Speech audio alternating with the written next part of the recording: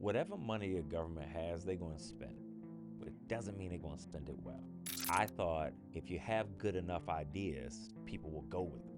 But they call politics for a reason. If all we're focused on is building housing, developing, attracting new people here, then you're going to forget about the people who are there. I refuse to accept that government can't work for the average person. Do you think DC is overfunding, underfunding, or properly funding policing right now? Yeah.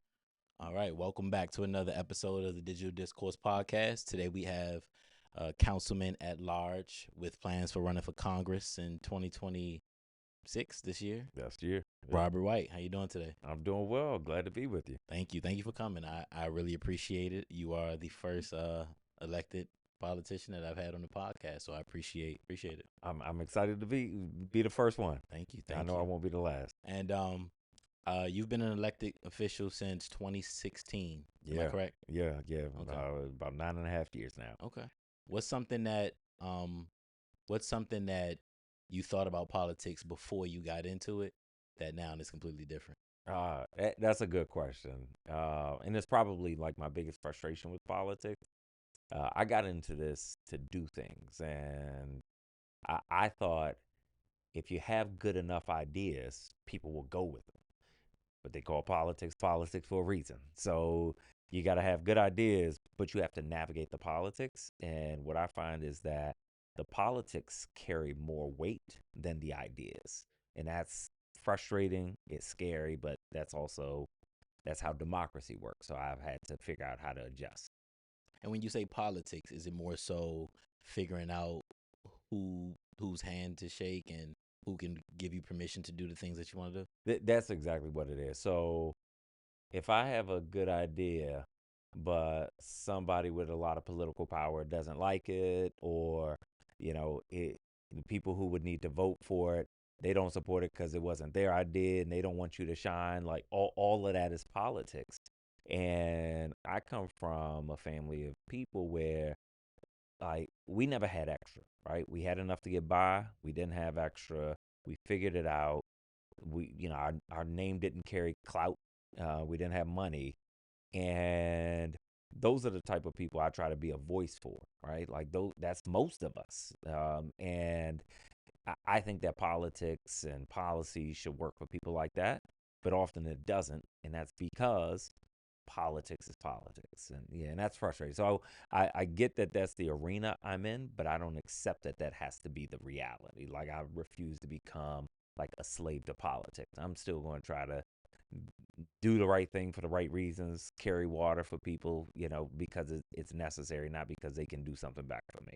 That's good, and that's definitely needed. So I'm actually appreciative that you have that mindset. What's something that you've actually tried to get put in place that has because due to the politics has been a little bit difficult? So that's a good question. There were 46 families that became first-time home owners. Almost all of them Black, almost all of them Native Washingtonians. Some of them had been homeless before, and they used the city program. They bought their first homes on Talbot Street in Southeast, and the district pushed them into these homes, helped them buy it. And almost as soon as they moved in, cracks started forming in their homes. And then the cracks were as big as their foot. The housing got condemned. The developer filed for bankruptcy, and DC government didn't want to accept liability for reasons I understand. But I felt like we had an obligation to help them. These are people who did everything they were supposed to. I'm a dad. I have 2 young daughters. So when parents say, I brought my son, my daughter into a room and said for the first time, this is your room, all right? We're going to live here forever. And then they had to look their kids in their eyes and say, we got to leave. That's heartbreaking. That's where you need government to step up. And if you got a lot of money, or if you got a lot of clout, folks will step up behind you. But if you don't have either of those, people are often good to leave you floating in the wind.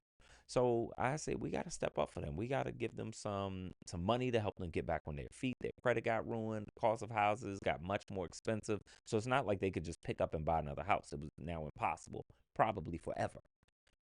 And I put a bill in front of the council and lost. The mayor opposed it. The majority of the council opposed it. And I couldn't understand that, right? Like, who's ever run for office and said, if a situation like this happens, I'm going to leave you high and dry. Or if a situation like this happens, I'm going to explain to you why we can't help. No, anybody running for office says, I'm going to fight for people like you. But then when it's time to fight, sometimes folks don't do it, right? Because there's nothing in it for them, or that's not what the power base is feeling. And so like sometimes it's hard to swallow. So that's one of the things I wasn't able to get done. But last week, I sort of reworked the bill, did some more work. It's not as much as I would have liked to do, but I did finally pass a bill last week that will help those families buy homes again. So I'm excited about that. But it took about 3 years. Okay, and which is crazy. is that the ground reform one? No. That bill that you're talking about, I think it's called Common Ground. That's what it is. Yeah. That one is like too often, like people think you got to be like policy experts, right? No, you just got to have common sense, right? And then use it. If you drive around DC, you'll see like an old school that's been closed forever and it's huge. It takes up like a whole city block and it's just fenced in. Anybody with common sense is driving by saying, why don't we build housing there? Right? That's what I'm saying. Like, Do something with it. do something with it. That's going to benefit the people. What happens in reality is the stuff sits behind a fence for years. Neighbors are mad. They say, why don't you build housing? Why don't you build a grocery store? Why don't you do X, Y, and Z? Government doesn't listen. Then a developer comes and says, hey, here's what we want to do with that. And the government says, all right, bet. We're going to do that, and we're going to cram it down everybody's throat. Like, Facts. like I refuse to accept that government like can't work for the average person. Like you just kind of have to have common sense. But like this common ground bill says that you have to engage the community around what they want to see. Now that doesn't mean they automatically get it, right? Like if they want a rec center, but there's a rec center a block away, we're probably not going to do that. But if they say, hey, we need more housing or we need shops or we need, a daycare, I think government should be responsive to that. So we are requiring the government to start listening to regular folks instead of just the folks with a lot of money. Okay. Yeah. And that's how it should be. Like Yeah. the government is to serve the people. Yeah. So that's common sense. That's common sense. I think a lot more people would vote if they felt like the government just served the people. For sure. Yeah. And going back to the bill that helped the people out, the one that you got to get through last week, what was that? What is it intended to do? So that one, we have a program in DC called HPAP, it's for first time home buyers, and it's a loan. So let's say you're going to be a first time home buyer in DC, you could get up to about $200,000 low interest loan to help you buy a house. So it's a phenomenal program. What I do with this bill is those folks will get that money, but it'll be a grant. They won't have to pay it back. And so they get a lot of money that they can use as a down payment on a home, which means that they can buy homes, in a more expensive market. Like when they bought these homes about 8 years ago, they probably paid like $400,000 for those homes. If those homes were still standing, it probably cost like $800,000. So they just can't, without more help, they can't buy homes again. Okay. Yeah. No, that would be a lot of help. Yeah. Absolutely. Yeah. Absolutely.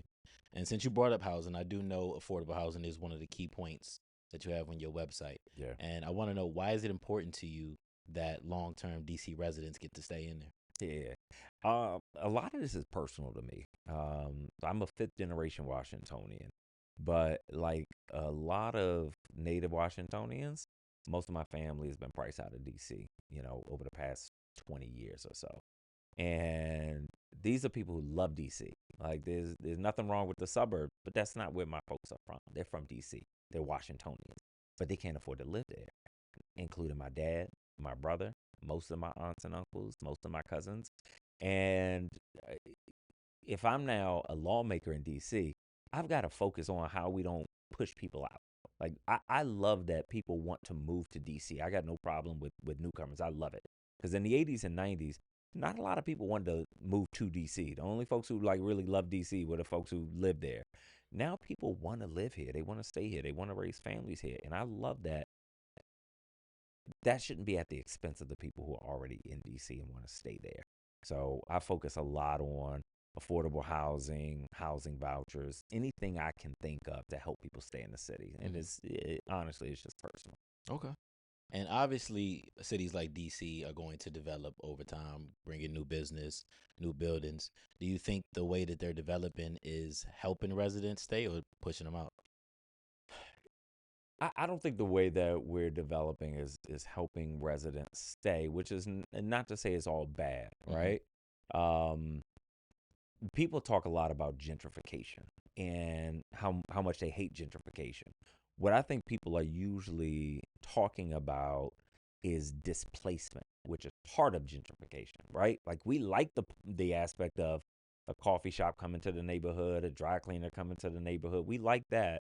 We just don't want people to be pushed out in order to bring that stuff in. So when we develop, we can't just build what developers or investors want to build, right? We need to make sure we are building what people need and what's good for the city. So here's an example, a very real example. The money is in building one bedroom units and efficiencies because you got a lot of young people who move to DC. But if we don't build two, three, four bedrooms, then when those folks get older, they get married, they have kids, there's nowhere for them to live in DC. They leave. And our economy is balanced based on like families staying here, not just Mm-hmm. young people who, don't have a lot of disposable income, but like people staying here long term. So the developers are going to build what will sell right now, but the leaders in the city have an obligation to make sure we're building what we need. And I think we do too much building what developers and investors want and not enough building what the city really needs. And I don't blame the developers for that. That's the government's job. Like developers are supposed to push you to build what they want, what's going to make them the best profit. Absolutely. Our job as elected officials is to make sure you're building the things we need. So, nah, right now we're not really building the things that the city needs. Okay. And you think, because I'm trying to figure out how do you find that balance? Because obviously, if Yeah. you're developing, then prices will go up. You'll attract richer people Mm-hmm. coming into the city. So I'm trying to figure out like what can be done to keep those lower income families there. I mean, I don't know if vouchers and Mm-hmm. assistance could do that or. It's a combination of things, and also it's a very imperfect dance, right? So if you stop building housing, but people keep wanting to move to the city, but people keep having kids, housing is going to get more expensive because if you got 9 homes and 10 people want to live in those homes, then the people with the most amount of money are going to get those homes, Right. right? So the fewer homes you have and the more people who want them, the more expensive it gets. Mm-hmm. But if you have 11 homes and 10 people who want homes, it's going to be more affordable because there's nobody jacking the price up, right? So we've got to build housing. Um, and but when we build housing, the new housing tends to be more expensive, right? Mm-hmm. So a lot of folks can't afford it. So it really is an imperfect dance, right? Yeah. Like if your city is growing, then you are generally struggling with affordability. But if your city is shrinking, then you're in trouble because you probably don't have the tax dollars to pay for things like schools and roads. So, it like governing takes a lot of attention, and it is important for people in government and in the communities to be focused on like what is your north star, right? Like if all we're focused on is building housing, developing, attracting new people here, then you're going to forget about the people who are there. But if your north star is to make a city that's diverse, that's vibrant, that like has people with different backgrounds and different incomes, then you're going to be more thoughtful about what you develop and who you let develop in your city. Mm-hmm. And I definitely understand that. And then dealing with DC, you're also working with limited space. Yeah, It's not big like a state that's would right. be. So I love the idea. I just can't wrap my head around how it could be possible to achieve. Yeah. You would know more than me. You'd have more Y- insight. But Yeah. Well, so there's always an answer, right? There's always an answer. And one of the things before COVID that I noticed was our office buildings were getting more empty than I had ever seen. And now since COVID and, changes to the workforce from through AI, we got a lot of empty office buildings in DC, especially downtown. Well, if we got a lot of empty offices and we need housing immediately, then my thought is we really got to focus on transforming older offices into housing. So this is something I've been pushing since I got on the council 9.5 years ago. Most people laughed at me then. They said it was a dumb idea, didn't make any sense. And then like 2, 3 years into COVID, they were like, man, we better start turning some of these office buildings into housing. Has that been done before? Yeah. It's like not a novel thing. It's been done in DC. It's been done across the country. It's been done across the world, but it's not commonly done for a few reasons. One is because not every office building can become housing. Sometimes you got to tear it down and just build housing in its place. But often it's because people are not looking for creative solutions. So we have the space, but you got to have vision and will, and like those things take more time than they should. Okay. Yeah. Okay. Makes sense. Like you said, it's an imperfect dance. Yeah. When I was doing some of my research on DC and seeing how much they pay per capita, it looks like the numbers around probably $30K per resident. And you may have already answered this with the not billing what the people need. Yeah. What do you think is the disconnect between how much they're spending on the residents and like the quality of life? So the disconnect is whatever money a government has, they're going to spend. But it doesn't mean they're going to spend it well. Now, DC, for 30 years, the bank account was growing. Like that doesn't usually happen. You got some, good years, some bad years, some good decades, some bad decades. But a 30-year run when money's just pouring in, you don't have a lot of people saying we need to go back and check our work. And so now we facing the first time in a long time where revenues are starting to dip. And people are wondering why are we spending so much money, but it doesn't feel like we getting all that money. And it's because it just hasn't been attention to how these programs work. And I gotta tell you, it's one of those things where like I try to get people to focus on this for the past 2 years. It's not what people want to focus on, right? You're not going to get any headlines. You're not going to get any kudos. You're not going to get any votes. And so most people don't want to pay attention to how do we make government work for people, right? But something that bothered me a few years ago, I was having some difficulty accepting where we were on public education. We're not terrible, but everybody's like, oh, we're doing great because we're better than we were 30 years ago. That can't be the measurement. How long are you going to say, we measure how well we're doing based on where we were 30 years ago? That's ridiculous. And so I did simple math. How much money do we spend on public schools in DC, and how many students do we have?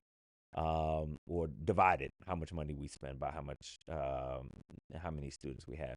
And what I found was we pay the tuition cost for St. John's College High School for every student in DC. If you just divide how much we spend by the number of students, almost nobody would say we get that caliber of education, right? So like you see it across government, we have to demand better. But I think it's something that like the sexy things don't get a lot of attention, but those things can be really, really important. It's kind of there, like how you spend money, how well programs work. It's not sexy, so it's hard to get elected officials to focus on it. Makes sense. Makes sense. Okay, that answers that question. I want to move on to policing. I couldn't really find your take on that. Do you think DC is overfunding, underfunding, or properly funding policing right now? Yeah, no, we're overfunding policing, which is not the same as like hating police and defund the police, but like, look, the United States has the highest incarceration rate in the world, and we have the highest rates of violent crime. Really? So logically, right, just having a lot of police and locking people up is not making us safer. That is a politically easy thing to do. When people are scared and you're the one that says, I'm going to get you more police, yay, we're going to vote for you. But it doesn't work, right? So if it's not working and we keep throwing more and more money at policing, which means we're spending less and less money on housing, on mental health, on education, where the hell do you think we're going? We're going in a very bad direction. And so this is one of the reasons, like, it really does matter if people vote, right? And let me just say that if we spent If we started spending more money on education, housing, and mental health and workforce development, I promise you, we would have so much less crime, right? People who are well adjusted, who are not dragged down by the trauma, seeing people shot in front of their homes when they're kids, who have jobs in stable housing, statistically, ain't committing a lot of crime. But the easy answer is let's just throw more police at it. Let's lock people up longer. It's never worked. It's never gonna work. So, yeah, we just keep throwing money at policing. Okay. So what's the change to policing in DC that you think could be more effective? We have to. Folks are not going to go for a drastic drawdown. I think that's one of the things we saw in the wake of like Black Lives Matter, tensions.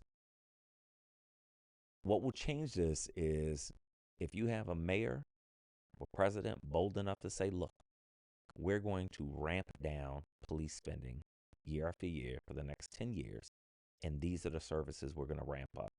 Mental health supports for our young people and for parents, strengthening schools, keeping kids housed so they're not like leaving school and going to the shelter and not having dinner, right? And that's where we're going to put our money. And I guarantee, I'm going to bet that we're going to have less crime. And if we don't, it's on me. That would move us in the right direction. But you have got to be willing to fail publicly in order to move us in that direction. And there's just not enough people that are willing to fail publicly. Yeah. No, that makes sense, and I agree with you. So since you're in the political sphere, when I look on the internet, people don't like funding police. So I feel like this is now the time where you would make an adjustment like that. I think you're right, but there's no easy time, right? So, like if you say anything, somebody will listen to this and they'll take a clip and they'll send out an email saying, Robert White wants to defund the police, and then you're like defending yourself. So like it's a vulnerability. Okay. Yeah, and there are a lot of people who just don't want to hear anything about reducing funding for the police. Okay. So it's never going to be easy, but it is possible, and I think you're right. This is one of the times where you could do it. 2 years ago, I don't think you could because crime was getting out of control in DC, right? It's still not great, but crime was starting to get really bad. And when people like don't feel safe at home, and you're talking about reducing police funding, they're gonna wear you out. Yeah. Okay. And this doesn't have to be related to police. I'm only asking because I've seen criticism for the current mayor about policing. So what's something in local government going on right now that you think they're handling incorrectly? So the mayor's most recent budget proposal that the council has right now has a reduction for SNAP, which is food benefits, reduction for pay for government workers, reduction for rec centers, but a $90 million increase for police. That's wild. That's wild. So, like you've got to stand up, especially as a black person, and say this ain't working. And like it hurts my heart because I grew up in DC in the 80s and 90s, mass incarceration, and we look at all the repercussions of that, and then what happens later, right? Like you lock somebody up for 30, 40, 50 years, they're going to come back and be a productive member of society? No, they're going to need more social programs. They need more funding for housing, need more funding for food. But then you cut those funds, right? And then wonder why their kids go the same route. So to me, it's illogical, but it's also hard for me to wrap my head around how black politicians don't generally push back more. Yeah. That's a fair one. And that's honestly where I was expecting you to take it. Yeah.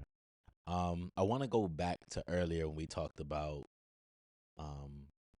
when you got into this and how there's so much more about the politics as opposed to what you want to get done. Yeah. DC not being a state, home rule is a popular topic right now. So for people who aren't here and don't, what are the disadvantages of DC not being a state? The disadvantages are real. So both my grandfathers fought in war. One in Vietnam, one in Korea.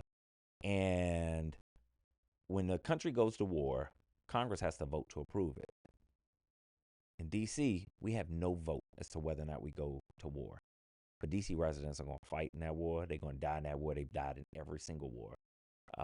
Our legislation can be overturned by Congress. So people elected me to make laws and the mayor to run the city, and Congress, who we don't elect, who is not accountable to us. We can't get them out of office. We didn't put them in office. They can change our laws, and some of the laws that they've changed, they um, they got rid of needle exchange programs. We had an HIV epidemic.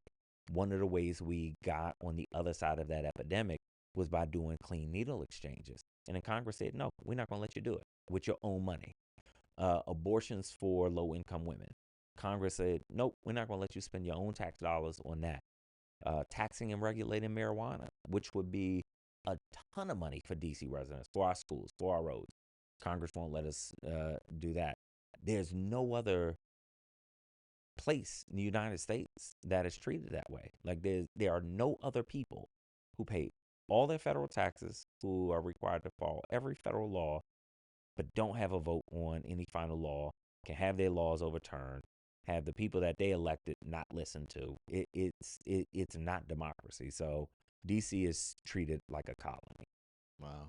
What's the is there an active movement to make DC a state? There is an active movement to make DC a state.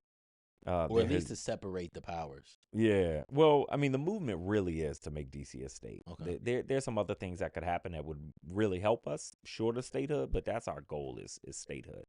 Um, and there's been a movement for decades, but it has not gone nearly as far. It hasn't gone very far.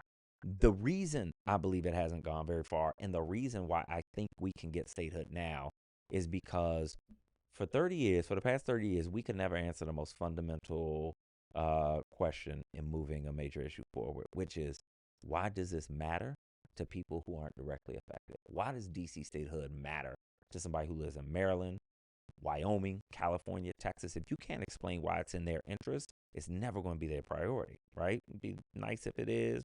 They might care a little bit, but they're not going to do anything about it. Mm-hmm. But now we have an argument that it is in the interest of people across the country for DC to become a state, rooted in Donald Trump and Republicans trying to take over Congress. These redistricting battles, all across the country, they're trying to steal seats in the House of Representatives. Well, if DC became a state, if Democrats say, you know what, we really gonna fight back. We're gonna make DC a state. There'd be 2 Democratic senators. So if DC were a state, there'd be 2 Democratic senators. That would do more to shift the balance of power in Congress than any of these redistricting battles in the country. So that matters to people in California and people in Texas and people in Wyoming. And so I think we've got to not anymore, at least for now, rely on make DC a state because it's the right thing to do in a democracy. We need to say make DC a state so that Republicans can stop trying to steal control of Congress. Okay.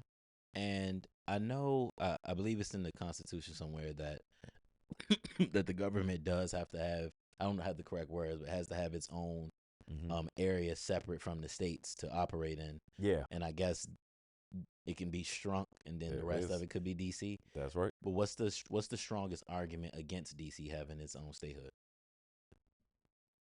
Against DC having, well, Because if there's a movement, somebody's obviously not on board. Yeah, the traditional argument is that DC has to be is a federal district that belongs to the entire country. Okay. And if DC were a state, it would have essentially an undue amount of power because it is the seat of government. But to your point, the Constitution does not say how big the federal district has to be. It could go from the Supreme Court, the Capitol, the White House, the Washington Monument. I mean, it could be that small. So that is essentially the proposal for DC statehood. The real reason DC is not a state now is politics. Is because DC is primarily Democratic. Historically, DC is um, primarily a black city. And if DC were largely Republican, I guarantee you over these past 2 years, they would have made it a state. So Democrats have to fight at least as hard as these Republicans are fighting. Mm. Otherwise, we've lost. So I think now is the time for DC statehood, and that's a fight that I'm excited about. Why do you don't you think it's come up in the past under a Democratic administration? Democrats, God bless them, are very polite. Um, historically, right? So when I worked for Congresswoman Norton, our current delegate in Congress, when Obama was elected president, and in his first 2 years, it was a Democrat in the White House. Democrats controlled the House and the Senate, and we got nowhere on statehood. And in fact, we tried to get a bill passed that would just give us a vote in the House of Representatives. Even that failed because of the National Rifle Association, which is wild. Um, but Democrats weren't going to do anything that was going to piss off Republicans a lot, or that wouldn't get Republican support. But that's not where we are in history now, right? Mm-hmm. Like there have been and there will be again times of bipartisanship.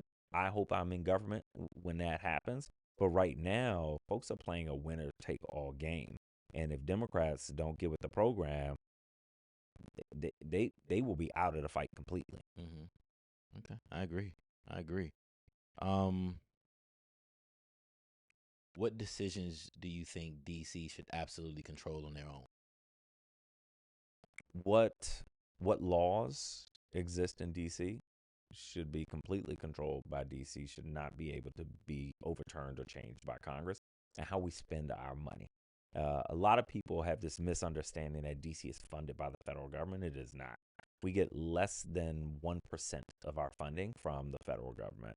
So DC is financially self sufficient. In fact, we have a bigger budget than probably about a quarter of the states. We have a bigger population than Vermont and Wyoming, and about the same number of people as Delaware and Alaska. So it's not like we're too small or too poor to be a state. But Congress should not have any say whatsoever in the laws passed by the people elected by DC residents, or the budgets passed by people elected by DC residents. Okay. And the way it stands now, DC officials can make their laws and then Congress can overturn it, or you have to get approval before it can even go into place. So both. Congress could overturn a DC law anytime it wants. I mean, they would have to pass the law and be signed by the president. And whenever we pass a law, it has to go to Congress for what's called passive review. Mm-hmm. And it has to sit there for 30 or 45 legislative days, depending on the type of law it is. But legislative days for Congress is a long time because they only in session like 2, 3 days a week. They're always in recess. So you're talking about months Mm-hmm. where a permanent law can't go into effect. If you're in a state, if the state legislature passes a law and the governor signs it, it's automatically the law. But Mm-hmm. in DC, we got to go through this whole process. In our budget, like how we spend DC taxpayer money, we after we pass it and the mayor signs it, it goes to the Congressional Appropriations Committee like it's federal money, Mm-hmm. and they make changes to it. And that's it doesn't get more undemocratic than that. Yeah, that sucks. And you Yeah. got, I mean, DC is really, really affected by those government shutdowns. Oh yeah. Those really put you on pause. Yeah, they do. I mean, we have so many federal government workers. It messes with our own internal budgets. Those federal workers are not then going to lunch, which means that like mom and pop shops in DC are hurting. Some of the services don't get done. The federal government shutdowns are no joke in DC. Mm-hmm. As the councilman at large, you have an unlimited amount of terms that you can Mhm. serve. Why leave DC politics now and then shoot for Congress? It's interesting because I left Congress because I felt like I could do more to help families like mine and communities like mine in local government than I could on the federal government. And I was planning to run for mayor. Uh, this time last year, that was my plan. Polling was looking good, strategy was looking good. But by the summer, it became really clear that these folks are not going to stop trying to take over DC. And we need somebody who can fight back to make sure we still have a mayor and still have a council. because the delegate seat is one that most people don't understand. Mm-hmm. And the person, Eleanor Holmes Norton, who is there now, has been there 36 years. And when she retires, the person who comes in at this time with that guy in the White House and this, Congress the way it is, they got to know what they're doing. They got to come in with fire. They need to understand the city. And so I had to wrap my head around the fact that the way that I could best serve the city, a city that I love, is in Congress. So, sometimes you got your own plans, but like life says, no, this is where you are needed more. So I realized I got to go to Congress to fight that fight. I believe in running to the fight. Mm-hmm. I like that. I like that. Yeah. 36 years is a long time. That's a long time. How do you feel about those long term limits? I'm not a fan of term limits, although I understand why people want them. Because what I think we need to do is level the playing field so that incumbents don't have so much of an advantage, but let people elect who they want to elect. Um, when I decided to run for office, my wife, God bless her, who is as patient as she is, beautiful as she is, smart, she said, "Look, bruh, I'm gonna let you do whatever you want, and I'm gonna support you. But when I'm 65, I'm moving to an island, and a man is gonna fan me, and it's up to you whether you're gonna be that man or not." So Straight like that. yeah. So I got a term limit. But I also I can't see a scenario in which I'm in public office that long, Mm-hmm. because I think that great leaders create more great leaders, and that you gotta hand the baton while you still have an opportunity to mentor Mm-hmm. the folks you hand the baton to. And I think we have a responsibility in politics, in business, in ministry on the pulpit. We've got a responsibility to make sure we are, training folks, handing the baton, and moving out the way and moving into the mentorship role. Mm-hmm.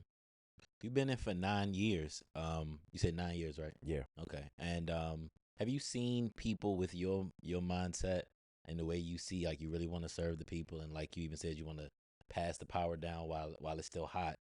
Have you seen people going there with that energy, and then the system takes over, and then now they're not that same person that you met early? I'm whenever somebody tells me they're running for office and looks for my support, I'm trying to analyze not who they are now, but who they'll be when they get the power, Mm-hmm. because it does change people. I can imagine. Yeah, and like you get elected, and all of a sudden your jokes are funny, your ideas are smart. Nobody cared the day before, right? And so I think it's important, but I've absolutely seen people run with a message, and then within 4 years, I'm like, I don't even recognize you anymore. Mm-hmm. It's a scary thing, but I encourage people. I like good people running for office. We need it, right? But I encourage people to not be naive. Most people think I would never become corrupt. That's the easiest way to create a blind spot, right? You got Mm-hmm. to be vigilant. You got to know that most people who run for office never say, "Oh, I'm going to become corrupt. I'm going to take a bribe." But if you convince yourself that you will never become corrupt, or you'll never change, your ego won't grow, then you can't guard against it, and you're red meat, right? Mm-hmm. Um, so I encourage people when they think about running for office to say, look, remember your humanity, and remember that the average person who got into politics and messed up didn't go in with the plan to do that, Right. right? Like something happened along the way. They slipped in a little way, and they were like, that's all right, and it gets bigger and bigger. And so you gotta be really thoughtful about that. Mm-hmm. And that's an excellent mindset. I speak about that in like regular daily life. Like, not, I would say, like, don't think you're bigger than the program. Yeah, Like, all that's of it. these people before you thought they were. So, Yep. create these systems, your own little checks and people to avoid, things to avoid, so you don't fall victim. Yeah. Yeah. Yeah. No, it is important, and it starts with the small things. Like um, I've had somebody as a sincere gift drop off a very expensive bottle of champagne to my house as a congratulatory gift for winning an election. Mm-hmm. And I was like, you got to pick this up. And they were like, it's a gift between friends. And I was like, you got to come pick this up, Mm-hmm. because it starts somewhere. It usually starts innocent, Mm-hmm. but you kind of, break a rule here and there, and the next thing you know, it gets bigger and bigger. It gets out of control. Like you said, you're not bigger than the system. Mm-hmm. Like, yeah, Yeah. You gotta watch out. yeah. Has there ever been a moment on your journey where you thought about quitting? Like you were just so frustrated with something, or No, never thought about quitting. Like, it's a blessing to be able to do what I do. Like, this, where I came from, like, it's shocking that I'm here. I still gotta, like, every morning, like, yo, I get to do this. Um, there have been days where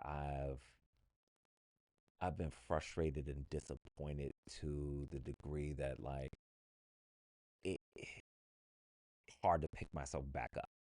So never want to quit, but I've hit some low disappointments in this work. mm-hmm. Okay. Um.